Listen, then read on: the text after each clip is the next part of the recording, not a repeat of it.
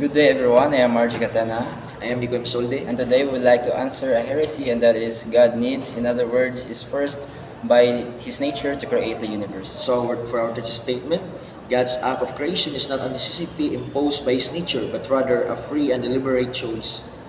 And for our points, first, in Origen's perspective, Origen argued that God's act of creation is an expression of His goodness, wisdom, and love. It is not a compulsion, but a reflection of His perfect nature.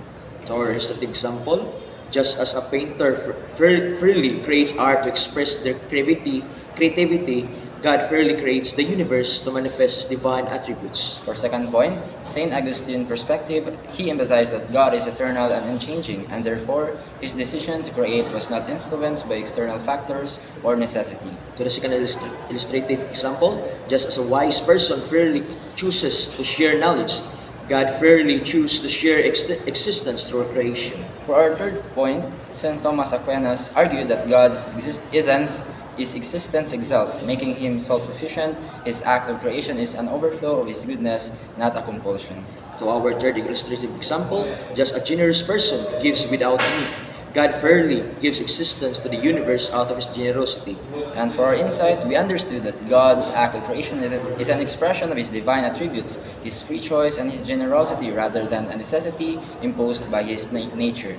By our conclusion, God's sovereignty and freedom are affirmed by the teachings of these theologians, establishing that God's decision to create the universe is a deliberate act of love and goodness, not a result of any external compulsion. And in our application in our own life, just as God's act of creation is a free expression of His divine attributes, we can strive to make choices in our lives that reflect our values and virtues freely rather than feeling compelled by external pressures. This understanding can guide us to act out of love, goodness, and generosity in our daily decisions. I think that will be all, Brother Nico. And that will be all. Thank you. Thank you.